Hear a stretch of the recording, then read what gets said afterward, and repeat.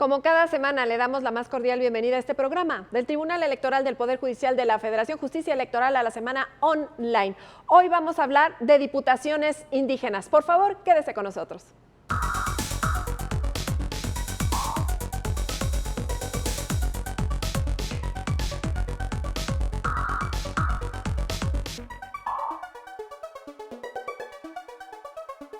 Saludo con mucho gusto, como siempre, al magistrado Adín Antonio de León Gálvez, magistrado de la Sala Regional Jalapa. Saludos hasta Jalapa. Bienvenido, Adín, como siempre. Muchísimas gracias, Lucy. Yo soy el agradecido de poder estar aquí nuevamente en tu programa. Bueno, pues un tema muy importante, interesante, desde luego, desde la perspectiva incluyente, desde la perspectiva de las acciones afirmativas, las diputaciones indígenas. ¿Podríamos decir que después de este proceso electoral 2020-2021, que ya está por terminar, podemos hacer un balance de lo que sucedió en materia de diputación indígena? Desde luego, Lucy, en opinión de un servidor, yo estimo que hay un balance positivo en materia de representación política indígena.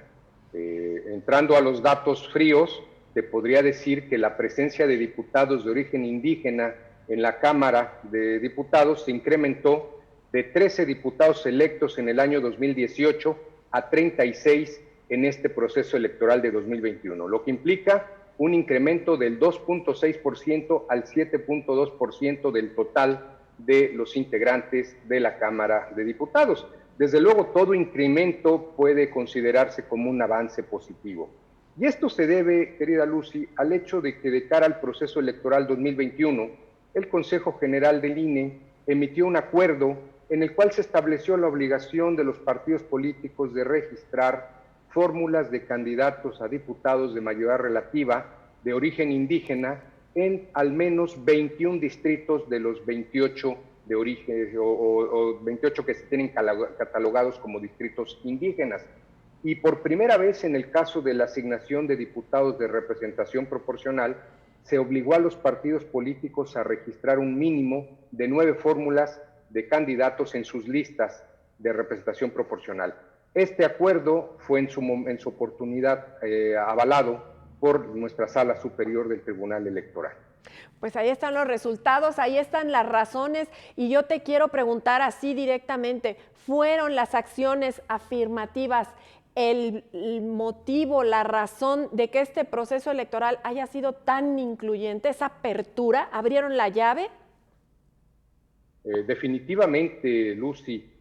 Fíjate que pues uno de los aspectos muy interesantes de este proceso electoral tuvo que ver con estas acciones afirmativas para integrar los curules de la Cámara de Diputados, y de esta manera se ha permitido que existan diputadas y diputados que pertenecen a algún grupo en situación de vulnerabilidad.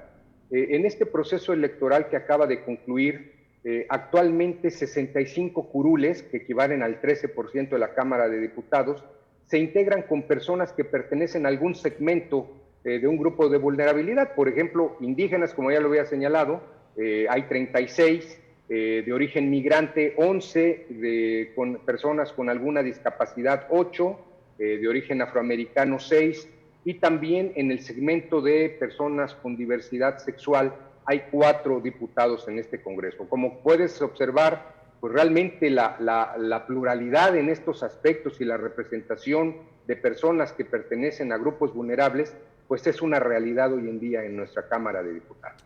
Efectivamente, la Sala Regional Jalapa juzga con perspectiva pluricultural. Es lógico, tiene una gran cantidad de estados con sistema normativo interno, sistema normativo indígena, pero también ahora tiene que impulsar las diputaciones indígenas desde la Sala Regional Jalapa. Definitivamente. Mira, Lucy, quiero precisar que, bueno, en la tercera circunscripción que integran los estados del sur del país, Oaxaca, Veracruz, Tabasco, Chiapas, Campeche, Quintana Roo y Yucatán, pues desde luego hay un porcentaje muy elevado de personas que pertenecen a pueblos y comunidades indígenas. Y desde luego hay varios municipios en donde eligen a sus autoridades municipales a través de sus sistemas normativos internos, o también llamados usos y costumbres indígenas. Pero sin embargo el resto de las elecciones, es decir, las elecciones para diputados, senadores, presidente de la República a nivel federal o gobernadores y diputados locales, pues se rigen por el sistema de partidos políticos, de manera tal que participan integrantes de comunidades indígenas en este tipo de elecciones. Por eso es indispensable que los integrantes de pueblos y comunidades indígenas participen activamente en los procesos de toma de decisión. El convenio 169 de la Organización Internacional del Trabajo establece que los pueblos indígenas deben participar en las decisiones que los afectan directamente, y por ello su participación en los órganos populares de toma de decisión es indispensable. No hay que olvidar, querida Lucy, que nuestro país tiene el mayor número de integrantes de pueblos y comunidades indígenas o de personas que se autoascriben como indígenas en toda América Latina. Actualmente casi nos acercamos a 127 millones de habitantes, de los cuales también casi 27 millones se autoascriben indígenas en nuestro país. Es decir, el 21.5% de la población indígena es población indígena, lo que nos llevaría a pensar que 2 de cada 10 mexicanos son indígenas. Por lo tanto, en todo el país, y desde luego esto se acentúa en la tercera circunscripción en el sureste del país, pues sí es importante velar por esta participación política. Y bueno, en el tema de la representación política para integrar la Cámara de Diputados, ya te había comentado, Lucy, que el Instituto Nacional Electoral desde el año 1994 definió 28 distritos electorales indígenas. De esos 28, solamente como un dato, 19 de estos 28 distritos están en los estados de la tercera circunscripción.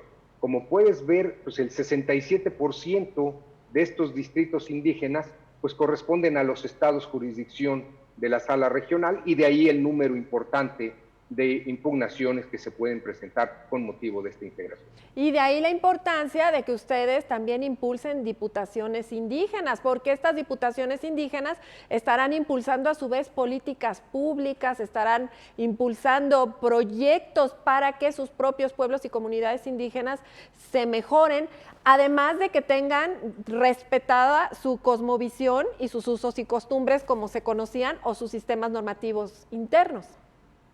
Totalmente de acuerdo contigo.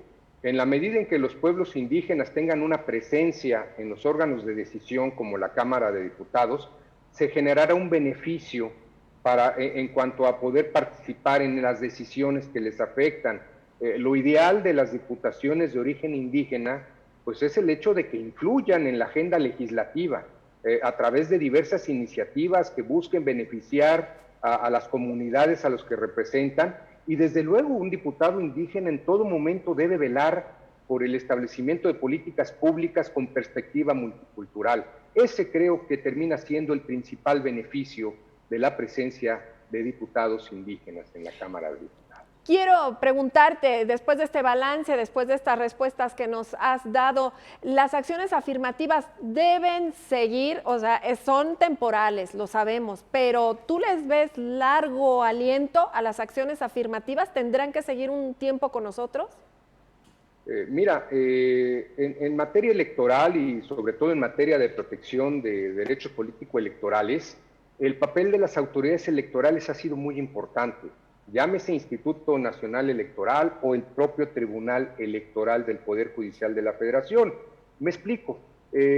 Cuando se aplican las normas electorales en casos ya muy particulares o en casos de actualidad, como viene siendo una protección amplia en materia de derechos humanos, muchas de las ocasiones las leyes se quedan cortas. El legislador es difícil que pueda contemplar todos los elementos y las realidades que se van generando, y ese dinamismo de nuestras sociedades provoca que las autoridades electorales pues tengan que interpretar, tengan que definir y emitir acuerdos, y desde luego el Tribunal Electoral pues también tiene la facultad de integrar las normas. Muchas de las ocasiones al momento de integrar o de hacer más eficientes las decisiones, mejor dicho, las disposiciones legales, pues es a través de la jurisprudencia cómo se puede lograr este tipo de avances significativos. Muchas veces, y cuando me preguntas si las acciones afirmativas son de largo alcance, pues fíjate que es muy común advertir que criterios de jurisprudencia emitidos por el Tribunal Electoral, con posterioridad al momento de que se hagan las revisiones legislativas, se incorporan al texto normativo, de manera tal que sí es fundamental o ha sido fundamental los criterios emitidos por el Tribunal Electoral y al resolver determinaciones electorales, que desde luego, pues en un principio surgen como criterios, como interpretaciones o maneras de cubrir lagunas de la ley, pero después el propio legislador las incorpora y se vuelven normas perennes en beneficio de los derechos humanos. Entonces, ¿las acciones afirmativas son aliadas de los derechos político-electorales? ¿Debemos verlo así? Pues mira, definitivamente, pues nuestra Constitución establece que en México están prohibidas todas las formas de discriminación en contra de los grupos vulnerables. Y si también existen postulados en materia de derechos humanos que buscan la igualdad, la protección de los derechos humanos contenidos en los tratados internacionales o en la propia Constitución, pues lo que hacen las acciones afirmativas es nivelar esas diferencias que pueden existir entre diversos sectores de la población, de manera tal que sí se constituyen en un aliado muy importante para un pleno ejercicio en condiciones de igualdad de los derechos político-electorales y en general de los derechos humanos. ¿Y serían un reclamo histórico las acciones afirmativas? ¿Serían como una respuesta a esos reclamos históricos de pueblos y comunidades indígenas en especial? No, definitivamente, en un país donde el 21.5% de los ciudadanos o de la población se autoescriben indígenas, pues sin duda alguna surge un reclamo. El movimiento indígena ha tenido el reclamo de querer participar en la definición de las políticas públicas que afectan a sus comunidades.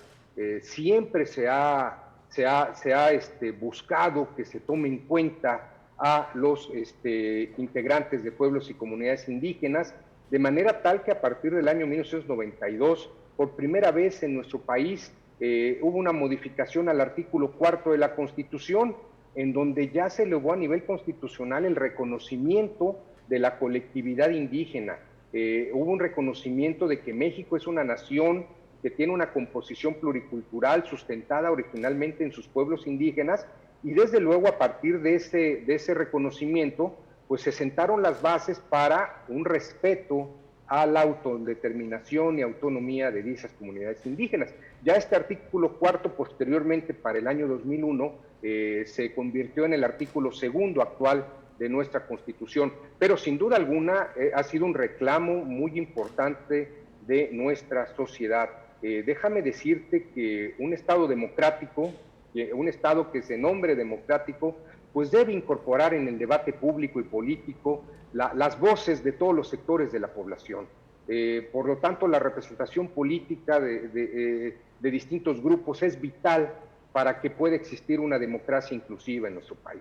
Efectivamente, magistrado Adín de León Gálvez, pues vamos a ir a una pausa, si le parece, siga con nosotros, usted también siga con nosotros porque vamos a seguir hablando de diputaciones indígenas.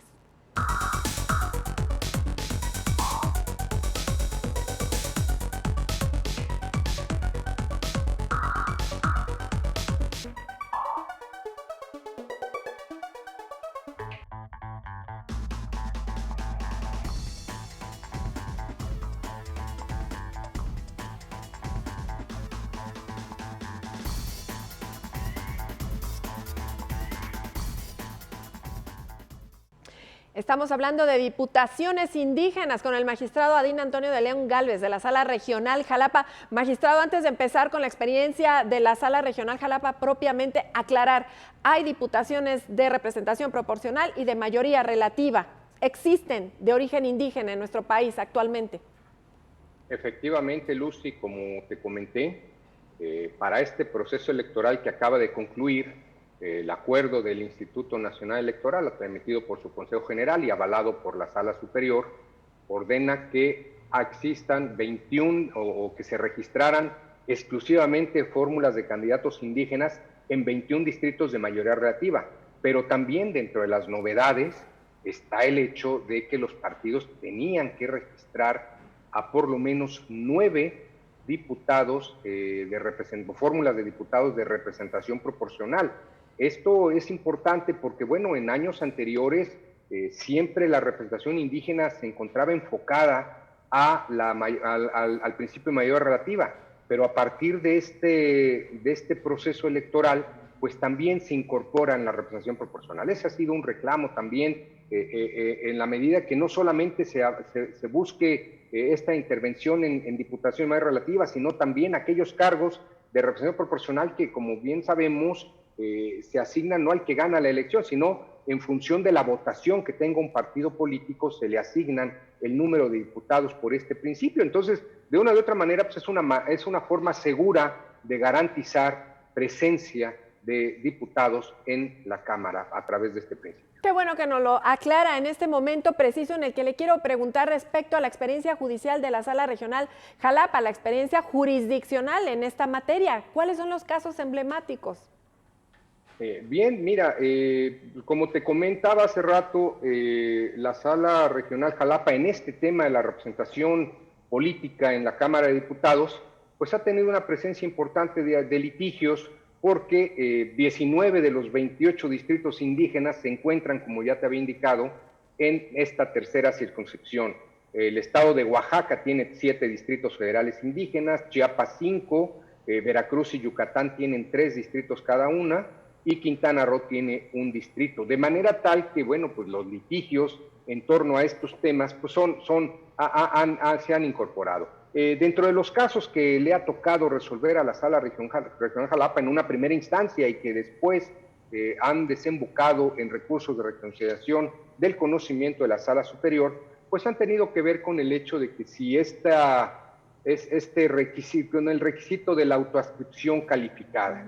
No olvidemos que las candidaturas indígenas son espacios reservados para personas de origen étnico y por lo tanto debe de existir una obligación de las autoridades electorales y de los actores políticos de garantizar que precisamente las personas que lleguen por este principio se encuentren vinculados a las comunidades que pretendan representar. La Suprema Corte de Justicia de la Nación ha establecido que basta que una persona se pueda autoadscribir indígena para que pueda tener los beneficios de esta autoadscripción y de esta calidad. Sin embargo, tratándose de estos espacios o escaños reservados a personas de origen indígena, sí la Sala Superior desde el año 2017 estableció la necesidad de que no era suficiente la autoadscripción indígena. Había que establecer una autoadscripción calificada en donde los aspirantes a este tipo de cargos mostraran con elementos adicionales tener un vínculo especial con la comunidad, ya sea porque realizaron trabajos comunitarios, porque son de origen indígena, porque fueron autoridades o sin duda alguna, pues cualquier elemento que nos permita determinar este vínculo especial que existe con la comunidad. Por lo tanto, dentro de los principales casos que se han desahogado en la Sala Regional Jalapa, pues tienen que ver estos asuntos en donde se busca verificar si los candidatos postulados por los partidos políticos cumplen con esta autoadscripción calificada, de manera tal que este requisito pues ha sido cuestionado porque a final de cuentas pues partidos políticos o ciudadanos cuestionan algunos registros y señalan que las personas que fueron registradas con ese carácter no demuestran contar con esa autoadscripción calificada. Entonces, en la gran mayoría de los casos, los asuntos que ha resuelto esta Sala Regional buscan determinar si efectivamente existe este vínculo y se puede cumplir con el requisito de esta acción afirmativa. La acción afirmativa como tal, pues lo que también persigue es pues evitar que personas que no pertenezcan a estas comunidades se integren y ocupen un espacio reservado para alguien perteneciente a una comunidad indígena. Entonces, ha sido muy interesante el desarrollo, los criterios que han surgido y que desde luego ha avalado la Sala Superior en esta materia. Y bueno, entonces el tema principal, la problemática principal que enfrentan las diputaciones indígenas sería la usurpación. Es un tema demasiado complejo, querida Lucy, porque mira, el ideal en estos temas, y creo que dentro de la agenda pendiente para estas diputaciones de origen indígena, pues tiene que ver con el hecho de que exista realmente una elección plural y aceptada por los integrantes de las comunidades indígenas, que se eviten las imposiciones, que los partidos políticos realmente tomen en cuenta a las comunidades indígenas para la postulación de estas candidaturas. Desde luego, puede ser un elemento que tiente a algún actor político el hecho de aprovechar estos espacios reservados para indígenas con personas que no tengan este carácter. Es una realidad compleja. Ya la Sala Superior, desde el año 2018, ya había puesto el dedo en esta temática, ¿no? Desde luego, lo que se busca es garantizar que las personas que lleguen a estos cargos tengan este vínculo, que realmente manifiesten un contacto y una aceptación de las comunidades a las que van a representar. Sin embargo, en estos casos es complicado el análisis de las pruebas que se puedan ofrecer para acreditar estos aspectos. Tenemos una gran pluralidad de comunidades indígenas, en algunas tienen usos y costumbres muy claros, muy precisos, en algunas otras pues simplemente se llevan al tema de la palabra y el reconocimiento de buena fe de las autoridades indígenas. Entonces muchas veces es difícil que existan los mecanismos o las pruebas idóneas para demostrar la interculturalidad de una persona, ¿no? Siempre el análisis de las pruebas en este caso, pues no debe ser formal, no debe ser un aspecto muy estricto, que no vaya a dejar aspectos a cierta flexibilidad. Por el contrario, las autoridades, tanto electorales como jurisdiccionales, pues tienen que analizar estos requisitos con una perspectiva multicultural muy clara, es decir, tienen que conocer las tradiciones, las costumbres de la comunidad para poder ver si efectivamente las personas se identifican con ellas. Muchas de las ocasiones se utilizan, pues no sé, constancias agrarias o de otros elementos de la vida comunitaria para demostrar estos aspectos, pero pues el legislador a final de cuentas tiene que estar siempre muy atento a que la autoascripción calificada indígena implica un reconocimiento de una persona como tal. Por lo tanto, el análisis de rasgos sociales, pautas culturales, de estas comunidades y de estos ciudadanos, pues siempre va a ser un tema que sin duda alguna pues puede generar o dar lugar a inquietudes o a dudas, ¿no?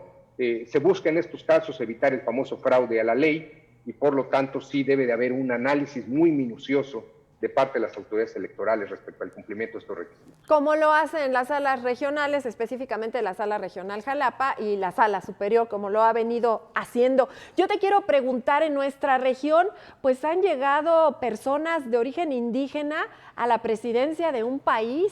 ¿Tú cómo ves esta posibilidad? Digo que ya es real en algunos países de América Latina. Definitivamente, pues bueno, el ejemplo más claro de esta realidad pues se da en el caso de Bolivia. El presidente Evo Morales, un indígena aymara, líder de un movimiento campesino de cultivadores de coca, pues fue escalonando diversas posiciones sindicales y políticas que llegaron a ocupar la presidencia de Bolivia a través del movimiento del socialismo, movimiento al socialismo. Bolivia es un país con el 62% de la población indígena y por lo tanto pues, se convirtió en una realidad. En México, sin duda alguna, este es un elemento también pues, que pudiera ser real, desde luego. Bueno, históricamente, uno de nuestros presidentes insignes en nuestro país, don Benito Juárez, pues fue de origen zapoteco, llegó a ocupar, desde luego, en el siglo XIX, llegó a ocupar la presidencia de nuestro país. pero pues nada escapa de que puede existir una candidatura en estos términos.